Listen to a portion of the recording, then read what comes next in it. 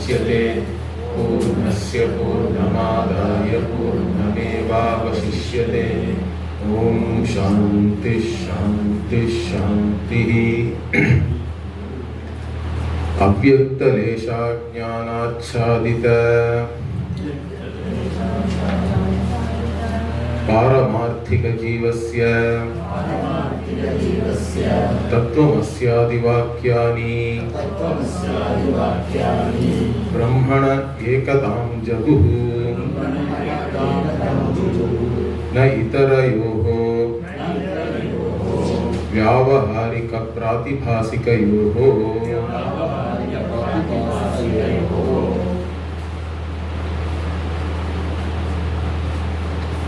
Prajñah, we were talking about the sleeper, correct? The waker, dreamer and sleeper. The sleeper is avichinnaha, paramarthikaha it is said, because the sleeper is the closest to the absolute reality, where there is no duality, there is no cognition of any duality, but it is a very desirable state. That then with reference to that prajñah, it is said that even though prajna is the one with ajnana, okay, the ajnana is still there, that's why you get up and again become an individual. You don't get up as Brahman. So the jnanam has to take place only in the waking, and the main purpose of jnanam itself is to destroy ajnana. In fact, Bhashyakara says in so many words in the Mandukya Bhashya that the bija has to be accepted in the sleep. Otherwise you cannot explain. Otherwise everybody just by sleeping only can become a Mukta Purusha. So that jnanam itself has its purpose only in burning that seed, he says. Okay, for burning that seed only this knowledge is required. But still this sleep is the closest to moksha, and that is said as avyakta lesha ajnana achadita, means this ajnana itself is in fact in the unmanifest. We cannot really look into different parts and all that, but still what do we say? The avyakta is the upadhi for Ishvara. For jiva ajnana is the upadhi, but both are unmanifest states. And when the jiva sleeps, the jiva has resolved into Ishvara Upadhi only, we have to say, correct? In that manner you can say Avyakta Lesha is put here, means it is like this Ajnana itself is like a part of the Avyakta only really, because we don't have to propose two different unmanifest. Unmanifest is unmanifest for everybody, is that clear? So then how do you get out of that unmanifest is the issue. If you wake up as Ishvara, then you are Ishvara, right? You wake up as Sarvajñaha along with Atmajnana. Or you wake up as Jiva, who is limited and having all sorts of problems. But anyway, so here Avyakta Lesha Ajnana Achadita Paramarthika Jiva it is said. Because the other thing we have to understand is the Jiva is Brahman only. Understand that. Paramarthika Jivasya it is said here. Jiva is equated with the ultimate reality. That is because Jiva is Brahman, but Brahman is not Jiva. That point we have to understand always. The Jivatvam is Mithya. So that way, Paramarthika Jivasya Tattvamasya Vakyani Brahmana Ekatam Jaguhu. So this Tattvamasya Mahavakyas, they reveal the identity between this individual and the total, which is here Brahmana. Brahmana means here basically it is Ishvara only, Jagat Karanam Brahma. And in this again he is saying that, but in the other two states, it's not, you cannot bring in this identity. Because there the identification with the body mind sense complex is so much that you can never say that this jiva is Ishvara. But in sleep, since everything is unmanifest, there is no difference between one unmanifest and another. So there the identity is easier or better. One can actually also understand it easily. Now with reference to the Tattvamasi itself, I already talked to you about how it is a Bhagatyaga Lakshana. This Lakshana Vritti is what we say in fact it applies to all equations, I would say, because in any equation there has to be apparent differences. Otherwise no point in even stating an equation. Understand that. Like I said, 1 equal to 1 is not really an equation. There has to be apparent difference and you have to arrive at the identity. That means you have to do some Bhagatyaga. In any equation to arrive at the identity, you have to give up something and then discover the underlying identity. In that, one more important point also I made, which also let me repeat because it's an important thing. Because generally one objection is what? Tattvamasi, if you interpret it as a fact, as an equation, then it goes against perception. And Shruti cannot be interpreted as something which is against the perception. As we said that one means of knowledge should not be contradicting any other means of knowledge, it should reveal something unique to us. Now in this context, what does the Advaitins say to all the Dvaitins? We say that Pratyaksha does not contradict the Shruti Vakya as we are interpreting. Why? Because Pratyaksha only reveals to you an object. Two ways we answer this. Pratyaksha can reveal only an object but not the reality of the object. Understand? Whether the object is real or not, Pratyaksha has no access to that. That we see even in Vyavahara itself, we can see in case of rope snake and all that. That's what we all give the examples of different adhyasa. The other point which I said yesterday is Pratyaksha is only saying the differences are with reference to the dharma. But we are talking about the dharmi. The identity is there with reference to the dharmi. The Pratyaksha differences are only with reference to the dharma, which we also accept. That's why we talk about a Bhagatyaga Lakshana, like Soyam Devadattaha. Is that clear? So these points are important to understand. Rest of the things are only details. Okay, now we are continuing what? I think this sentence also we may have seen yesterday. Sajagrat Swapna Shushuptyavasthaha Prapya Gati Yantravate Udvignaha Jataha Mrita Iva Sthitaha Bhavati. Okay. So here, the Jiva only undergoes these three states of experiences, three avasthas. Having gained that, he is like going from one to the other, correct? And not only in one life, these three avasthas, even if one life is gone, another life you take and it keeps on continuing. It is an unending cycle. That's why that experience of that example of Ghati Yantra is again given. The clock is given as the example. Udvignaha means one who is afflicted and all that. You can take it like that. Vignam. Vignaha means somebody who is in sorrow and things like that. Afflicted. So one who is afflicted means samsari here. One who, the jiva is the samsari who goes around and round. Next what? Atha Jagrat Swapna Sushupti Murcha Maranadi Avasthaha Pancha Bhavanti. So there are 5 states which are talked about here.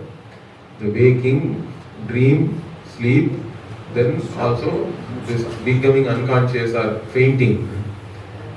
And then Marana also is talked about as an avastha here. So that there is a continuity, correct? To the next life and all that. So all of them are only states. And now about each of these states they are going to talk about. What is that, etc. So tat devata grahan vitaihi Shrotradi Jnanendriyaihi Shabdadi Artha Vishaya Grahana Jnanam Jagradavastha Bhavati. So the Indriyas themselves, we already talked about the Adhisthana Devata. Right? Even the concept of the Devata I explained to you. When we look at Ishvara through a particular phenomenon, that phenomenon itself being general, correct? It can happen in countless places. Therefore, that itself is a manifestation of Ishvara for us. And when we look at any phenomenon through Ishvara through that phenomenon, that is a Devata for us. There has to be an Adhisthana Devata, and because of that Devata only, that phenomenon itself is actually happening. That is how we look at it. That's why we have specific prayers also with reference to if you have a particular problem, particularly if that phenomenon is happening in your body and it doesn't work correctly, then we have a prayer addressed to that particular Devata. Okay, so we have specific prayers, we have generic prayers, so we have a very sophisticated religious culture. Understand that? So here, because of the Devata are only making the Indriyas function as they are functioning. That is what is said here. Devata Agraha Anvitaihi, like that. The Shrotradi Jnanendriyas, and they go after Shabda, etc., their own sense objects, and whatever jnanam you get from that is the jnanam which you are having in the waking world. Means here there is actually an external world, and you are now cognizing it as an individual, as a subject, and that is the Jagrata Avastha Bhavati, that is the Jagrata Avastha. And here what further he says, Tatra Bhru Madhyam Gataha Jivaha Apadamastakam Vyapya Krishi Shravanadi Akhila Kriyakarta Bhavati. So here in the waking state you are there in between your eyebrows. This is a chakra also, correct? We say Ajna chakra. So that is where the jiva is in the waking state, and you pervade right from your head to your toes, correct? So apada mastakam vyapya, pervading the entire body.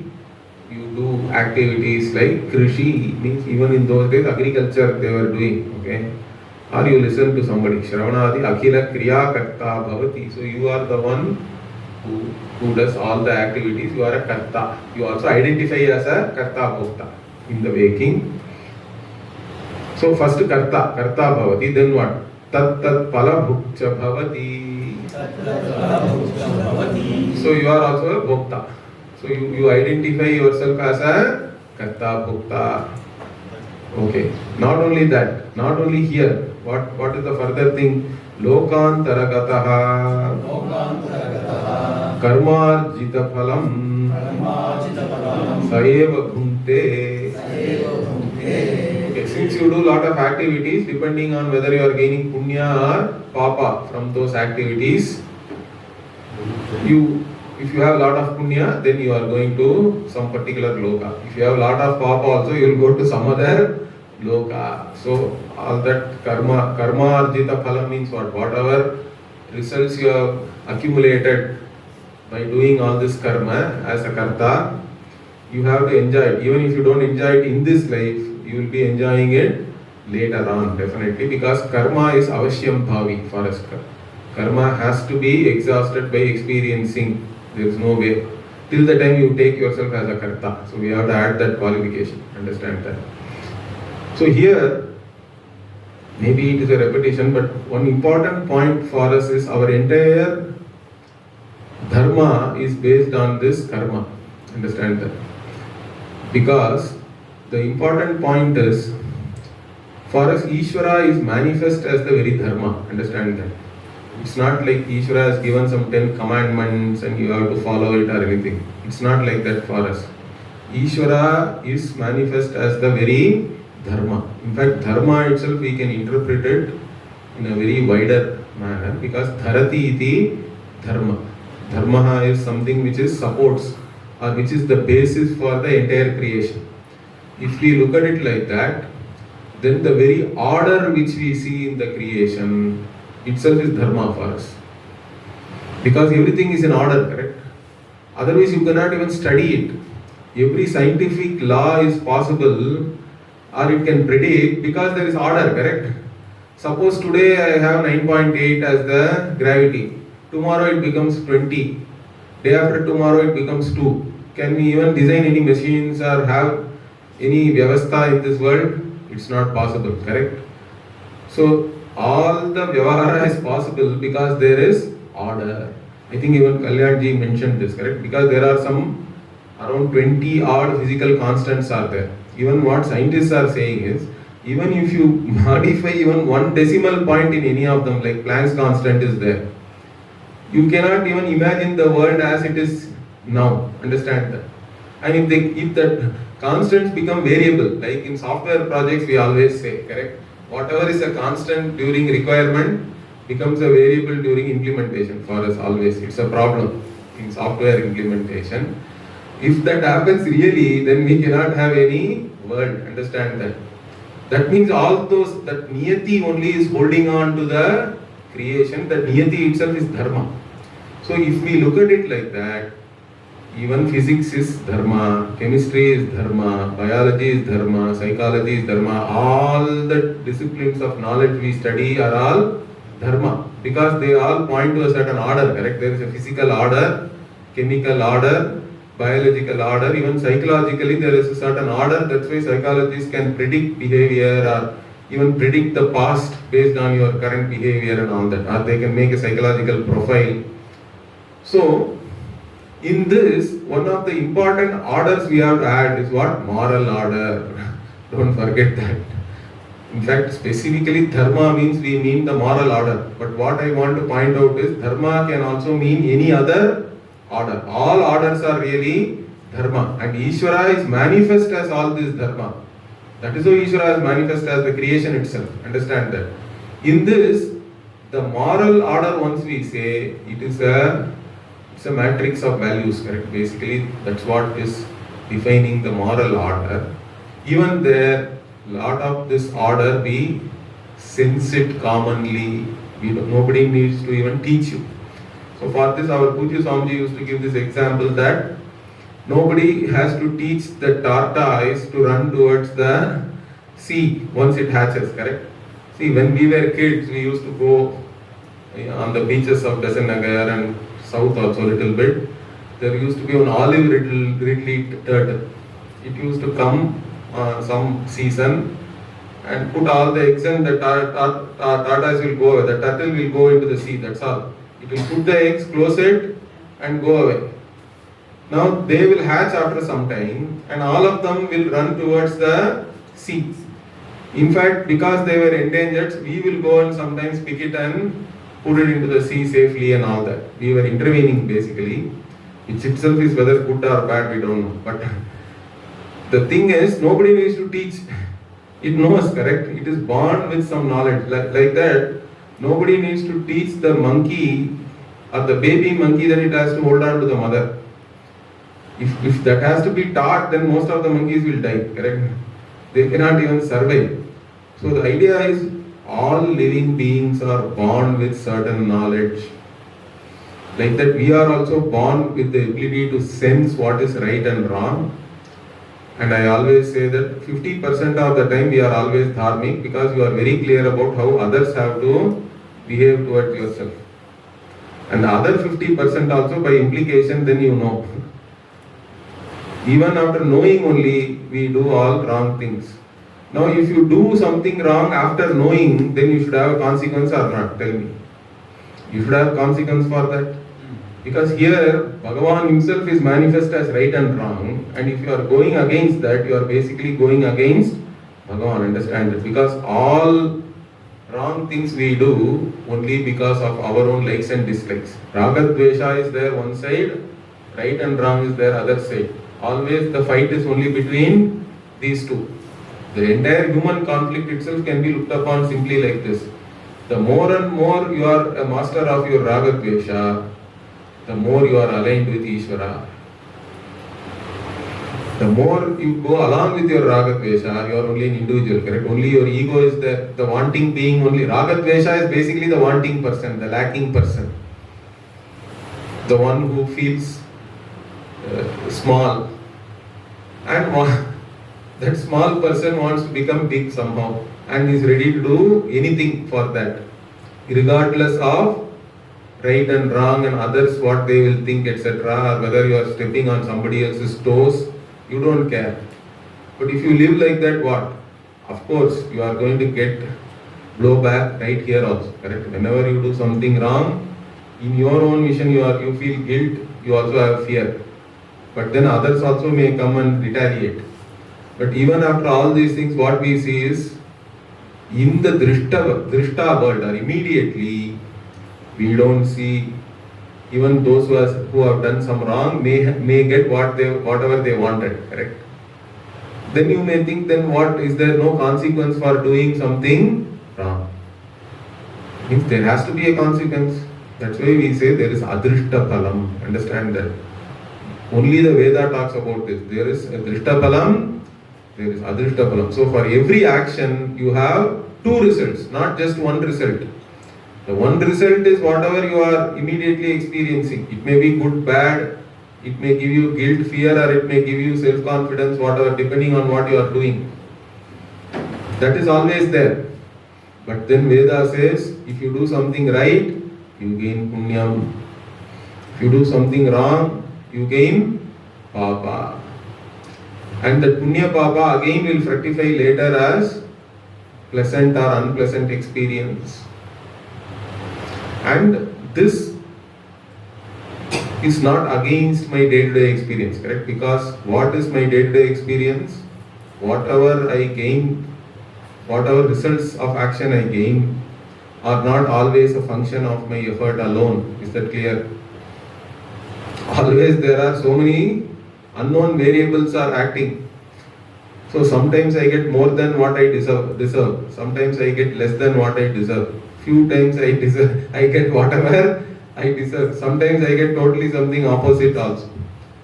So I can only be the author of my action. I am not the author of the results of action, because results of action is a function of both your effort and your own punya papa. And which punya and papa is fructifying, it is decided by Bhagavan. That's why we say Bhagavan is the karma phala data. Is that clear? Once you understand this fact, then only you can become a yogi. Who is a karma yogi? Samatvam yoga uchyate, Bhagavan says. So how do you become a yogi? If you understand this fact, then you understand that all results are coming from Bhagavan. Means it is all prasada. The prasada buddhi you have to now extrapolate. It's not only with reference to what you get in the temple.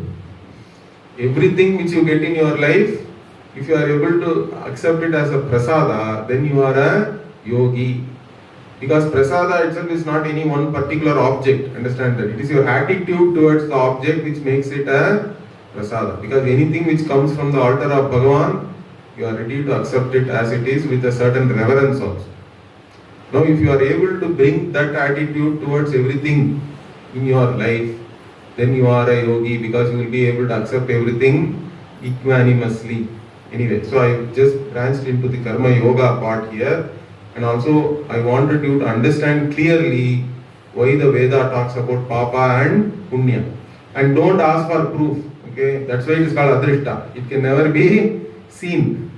It is an unseen phalam, but it does not go against my day-to-day experience. Understand that. It goes along with all of our experience. And since you are a Vaidika and accept the Veda as a pramana, Veda says there is papa punya, you have to take it as valid knowledge. So you cannot take one microscope and see whether any punya is sticking to the jiva and all that. That's not possible. Okay.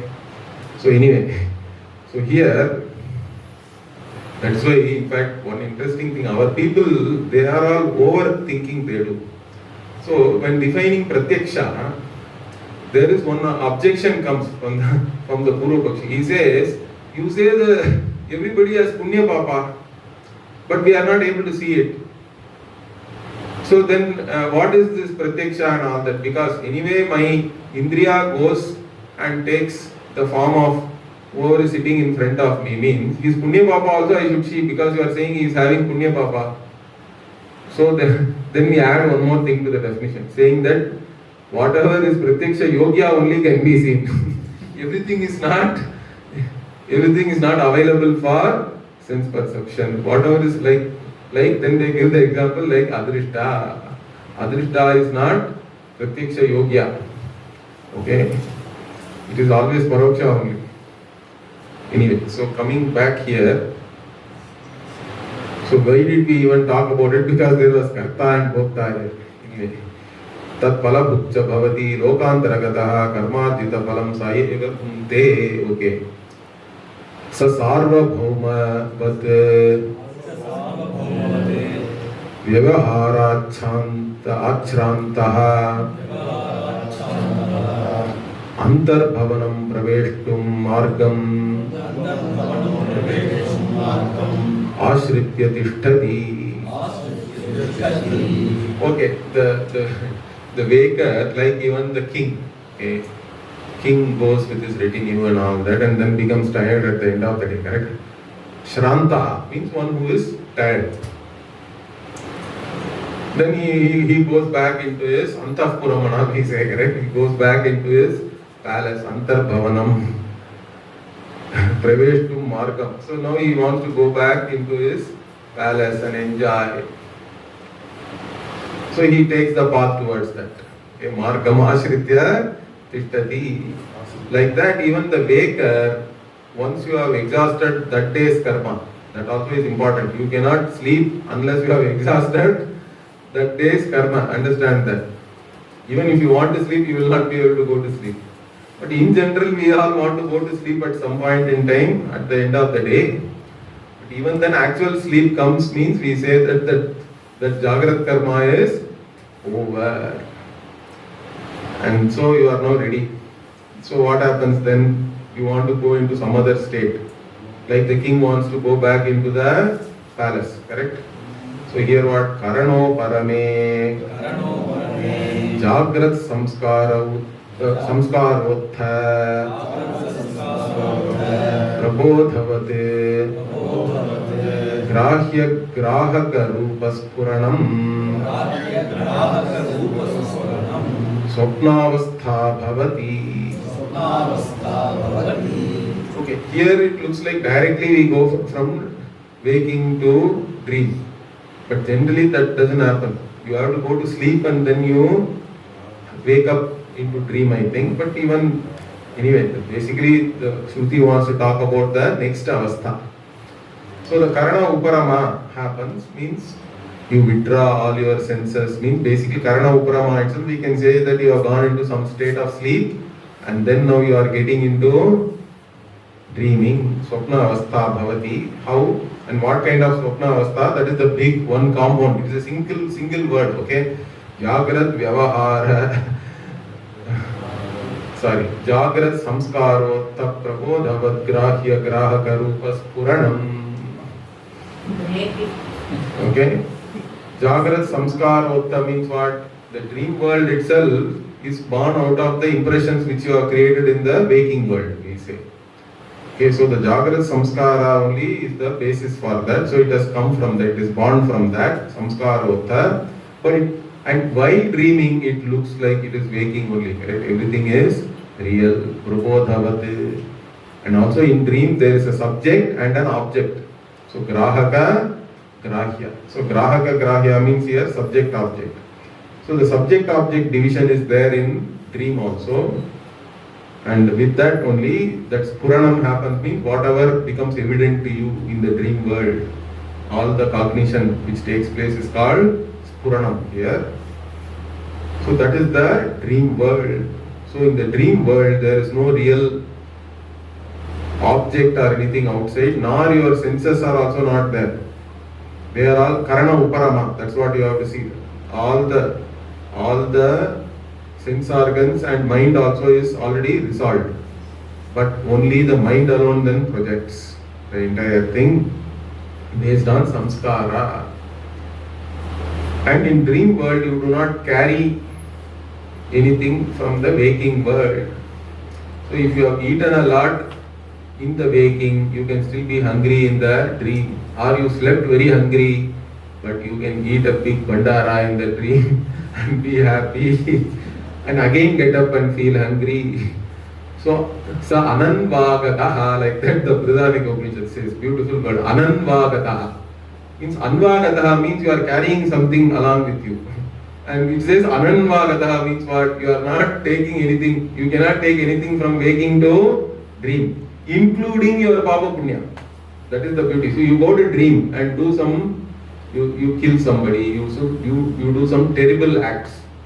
But once you wake up, you don't face any consequence for that in the waking. Ananvagataha. Okay, so that is why it is called, you go beyond your desires and all that. It is said adichanda and all it says, particularly when you go into sleep further. But even between the states, you cannot, whatever you do stays in that state. Okay, and in fact that is one of the reasons we say that the waking individuality itself you should not take very seriously. Is that clear? Because it is replaced by the dream, and that also is gone, and there is nothing there. Sleep alone is there. Since we have an apparent continuity in the waking, we think that it is very real and all that. But once you analyze it, each and every state by itself, you will see that just because of the fact that they are states, they come and go, they do not have any reality according to our own definition. It's not part of your nature. Being the waker is not your nature, because you are not always the waker. Understand that. Waking comes and goes. You are not always a dreamer also. Dream also comes and goes. You are not even the sleeper. Sleep also comes and goes. Sleep is only for the mind and the karana. Understand that. Karana uparama is shushupti. Atma is still awake even in the sleep. In fact, beautifully in the Upanishad it is said, seeing only he does not see, it says. Okay, pashyanneva na pashyati. Like that Brihadaranyaka says. In the sleep, you are seeing. But since there is nothing to be seen, you don't see anything. Pashyanneva na pashyati. Like that. The Brihadaranyaka puts it very beautifully there.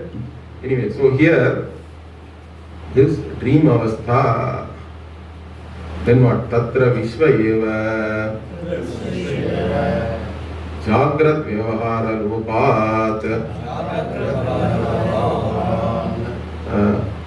nadi madhyam charan taijasatvam avapya vasana rupakam jagat vaichitriyam स्वभासा भासयन् यथेप्सितं स्वयं भुङ्क्ते. So now about the dreamer. First the dream avastha was said. Now about the dreamer. Who is the dreamer? Is the dreamer different from the waker? Means no. Because I dream, I am awake, I sleep. So there is a continuity there. That's why the Upanishad says what? Tatra vishva eva.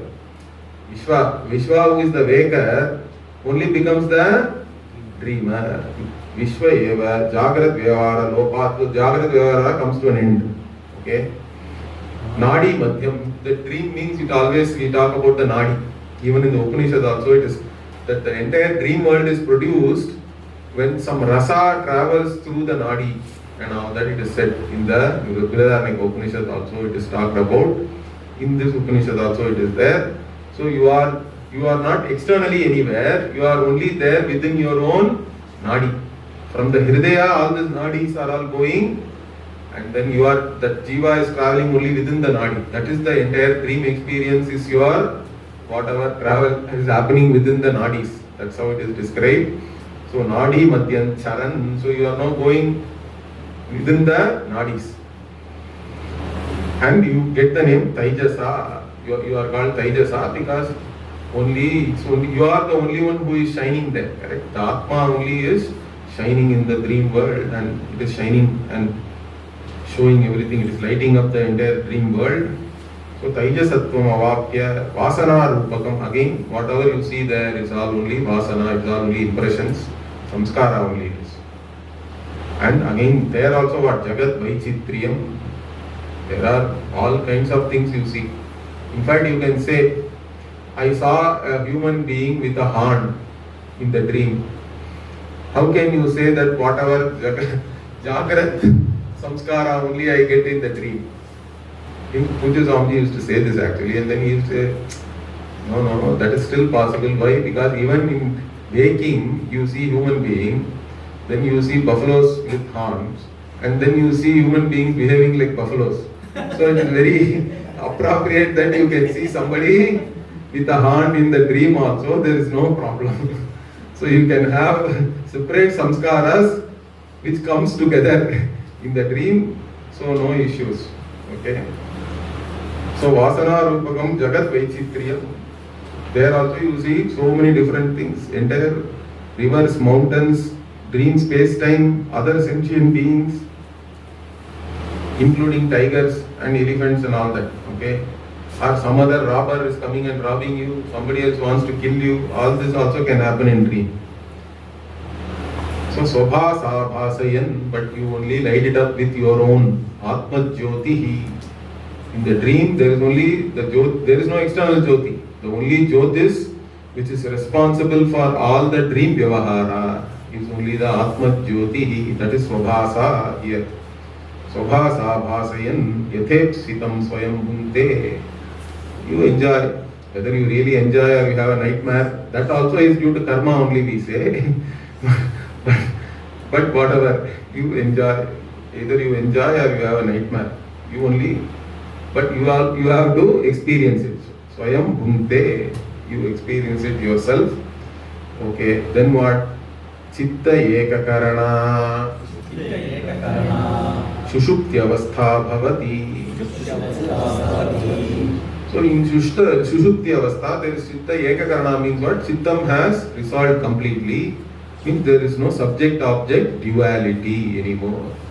Because the mind has resolved and Ekatvam alone is there in the Sushupti.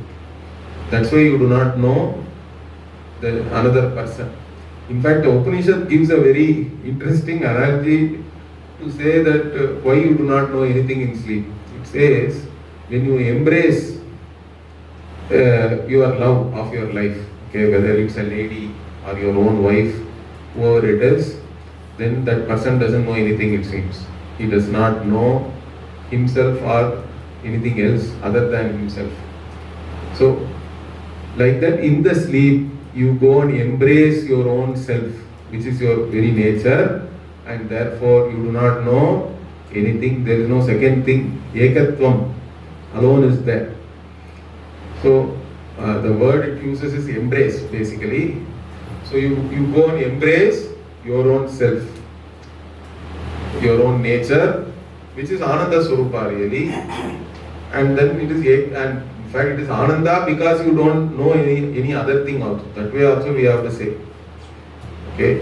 So you do not identify with your individuality, therefore you don't look upon yourself as a wanting being. Then your Swarupa is only Ananda Swarupa always. So that is the Chitta Eka Karana, Shushupti Avastha Bhavati, Brahma Vishranta Shakunihi, Pakshau Samhritya, Nida Bhimukam Yata Gacchati, Tatha Jivopi, Jagrat Swapna Prapanche, Vyavahritya, Shranto Jnanam Pravishya, Swanandam Bhunte. So here, this Nida example is there even in the Brihadaranyaka Upanishad, that the bird comes back to its nest. Correct? Bird goes, Shakunihi means bird. So, it is Brahma Vishrantaha means what? It has traveled all over, it has flown here and there, and then it became tired, Shrantaha. And then what? It wants to go back into, it doesn't want any more fly, correct? It wants to bring back its wings and enter into the nest. So Nida Abhimukam Yatha Gachati. So it goes towards its nest. Like that, even the Jiva, you are doing all the Vyavahara, correct? In Jagrat and Swapna, all the activities. So Jagrat, Swapna, Prapanche, Vyavaharitya. In the dream and waking world, you have done all kinds of activities. Then you become tired, Shrantaha. And then like entering the nest, you are now entering the Ajnanam Pravishya. You enter, because Ajnana is the unmanifest state of the Jiva. So that is very clearly said in the Upanishad here. So Ajnanam Pravishya Swanandam Bhunte. Means, but the thing is, the Ajnana is there as Karana there. But Ajnana Karya is not there in deep sleep. That is why it is closest to moksha. Why? Because the Ajnana Karya has been resolved. It has become unmanifest. So only when Ajnana Karya is there, as a Jiva, you will have samsara. You are going to have problems. But in deep sleep, since the Ajnana Karya is not there, therefore it is a very enjoyable state. For everybody it is the same state, because unmanifest is the same for everybody. And it is a very enjoyable state. So Swanandam Bhunte. Again there, that Ananda is not experiential Ananda. Understand that. It is your very Swarupa itself is the Ananda. The deep sleep Ananda is basically Swarupa Ananda. That is the Ananda. Okay, then what? So three states have been discussed now, clearly. Now Murcha, Akasmat, Mudgara Dandadyehi, Taditavat, Bhaya Ajnanabhyam, Indriya Sanghatehi, Kampan Niva, Mrita Tulya Murcha Bhavati. So Murcha is Mrita Tulya, it is saying. It is like death. Okay. And how do you get into, or why do you faint? Because of some kind of a trauma, we can say, correct? Traumatic experience means you can faint. And traumatic experience, Akasma Mudra Dandadi Taditavat, means suddenly, without any reason, somebody comes and start bashing you with a hammer. Mudgara means a hammer, and Danda is stick anyway. So you are getting attacked by somebody, means like that. The Jiva Bhaya Ajnanabhyam Indriya Sanghatehi Kampan. Kampan means you are basically shivering with fear and all that. So with fear and ignorance, you shiver, and then you get into murcha, you get into this unconscious state. That is murcha, it is like death, it says. So that is another state where basically again murcha also is somewhat similar to sushupti when you are there. But you are not living anyway. You are only alive. But you are not really alive to the world. Here, Huh? here, awaken, sleep, and dreaming state is there. But these two other trance and dream splits, this everyone gets. You can get, no, everybody can get, everybody need not, everybody gets death. Murcha, maybe somebody can live their entire life without becoming fainting even once. Possible. That means that is your karma. Again, these are all due to karma, we say, correct? But you do see others getting fainting and all that, correct? Others are fainting. So we know that experience.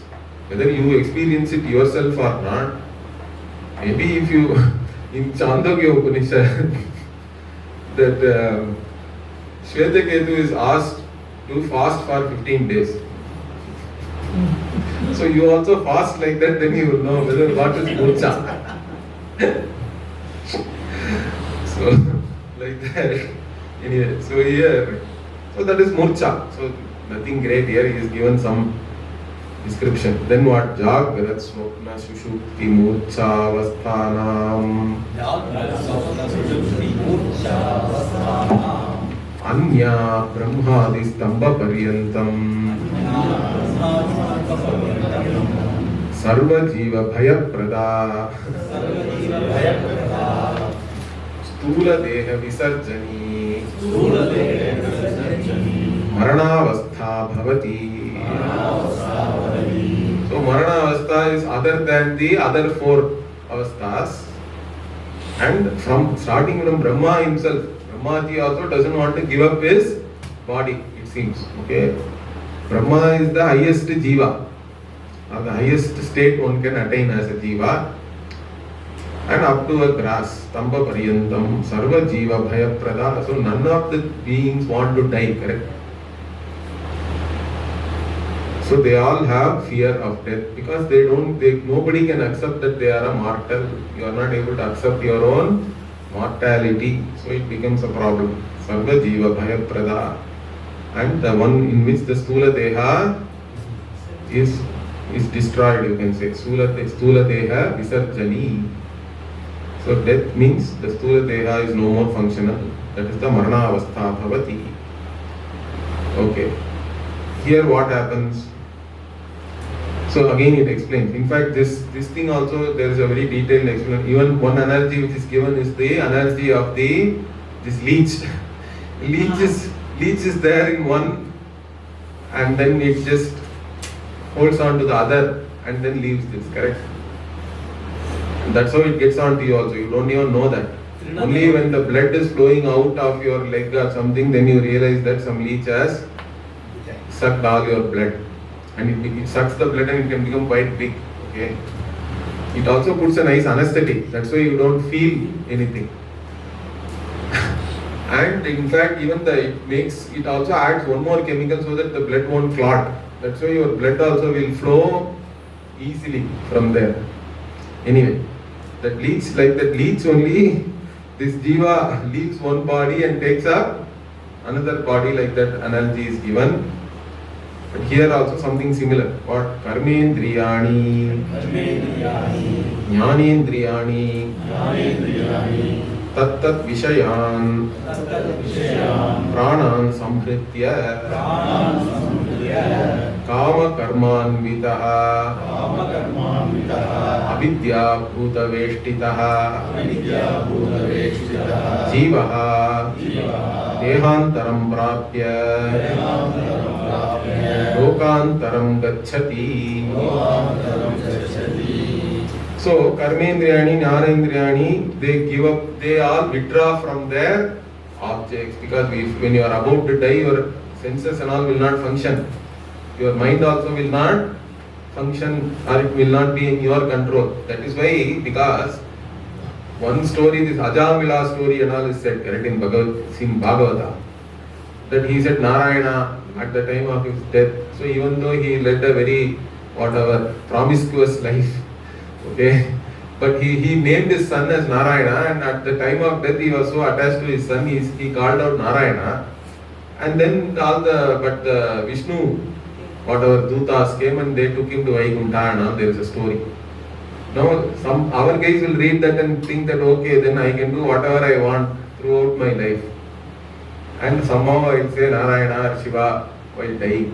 Means that will not happen unless you have the samskara, because you are not under your own control. Understand that.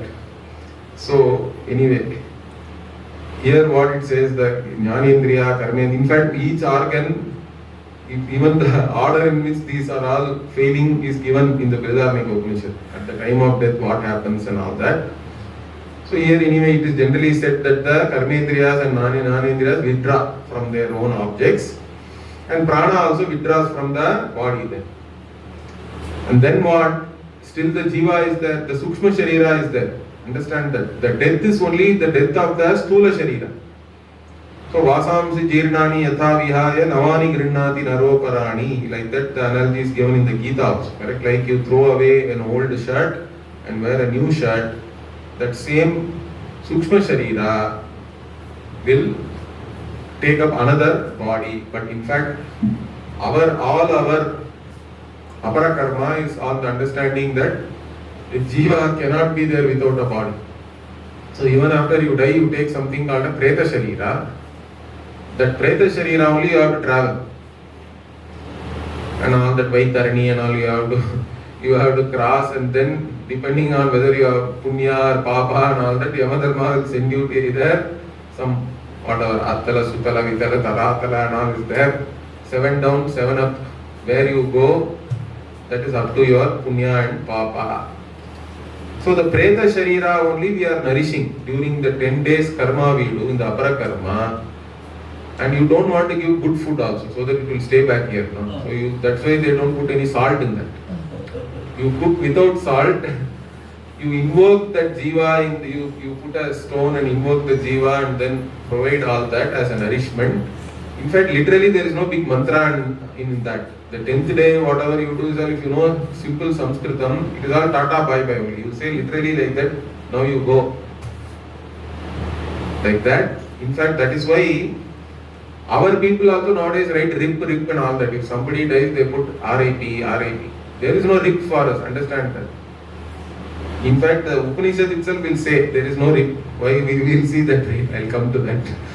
So here, okay, Lokantaram Gacchati. So you this prana also leaves the body, but still you are connected to your karma and kama. Okay, kama karma and all you are connected to, because avidya is still there. Avidya kama karma is still there, so you are covered by avidya. Therefore, that Sukshma Sharira will take another body. Dehantaram prapya lokantaram gacchati. So you take the preta Sharira, then you go to some other loka. There again you will get a body which is fitting for that particular loka. That is our belief. Okay, you can say here. So prak karma phala pakena avartantara kitavate vishrantim naiva gacchati. So now the same thing came in Panchadashi, correct? I think Vidyaranya has lifted from here only, because the same avartantara kita. So because your karma have to fructify now, even though you have left this body, you have to take another body, because whatever karma and all, they are all ready to get exhausted. Okay, they are all ready. Therefore, like even an insect which is helplessly going round and round in a whirlpool, right? Avartantra kitavate, you will also again take another body, and then you are still in the same vicious cycle, correct? Karma. You cannot get out of the karma. Like even the insect cannot get out of the whirlpool. So you get another janma. Okay. Now what he says, beautiful. He says what? Sat karma paripaka pakataha bahunam janmanamante nrinam moksha ichha jayate. Okay, due to some karma, sat karma, punya karma. So some punya karma is fructified. Therefore what? After many janmas, you get moksha ichha. For human beings only it is possible. So nrinam. So human beings get moksha ichha. Before that you could have had any kind of janma, but right now you have a human being janma and you have moksha ichha, means you have some punya is acting. Okay, then what? Tada satguru ashritya chirakala sevaya bandham moksham kaschit prayati. So then what? So sa guru meva abhigacche. So if you are a mumukshu, you have to go only to a guru. So satguru ashritya. So you take refuge in a satguru. Chirakala sevaya. Okay, don't think it is only for a few years. Chirakala means long time you have to do seva. It says guru seva. Even here Paingala was there 12 years. Okay. So chirakala sevaya. So don't ask after one camp only that everything have I got it. Means you have got something, then you have to still develop that. Okay, so chirakala sevaya Bandham moksham kaschit prayati means you go from bandha to moksha. Okay, some people only, kaschit only. Some people make that effort and they go from bondage to liberation, freedom. Why? Because avichara kritaha bandhaha vicharan mokshaha bhavati tasmat sada vicharaye. So why? Because bandha itself is only due to not analyzing yourself. You have taken yourself for granted. You have wrong identification about yourself.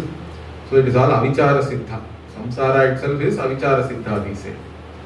And therefore, moksha is once you start doing vichara, atma vichara along with Guru and Shastra, then you will definitely get moksha. There is no doubt. So vicharat mokshaha bhavati. Like that, Upanishad is giving you assurance.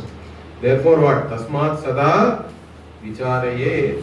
So therefore put all your effort in this analysis. There is no better thing than self-knowledge. And this Atma Vichara, analyzing into the reality of oneself, is the best thing you can do. Therefore always be engaged in this. This is the only Purushartha, really speaking.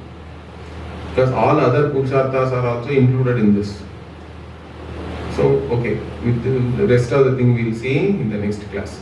Om Purnamadah Purnamidam Purnat Purnamudachyate Purnasya Purnamadaya Purnamevavashishyate.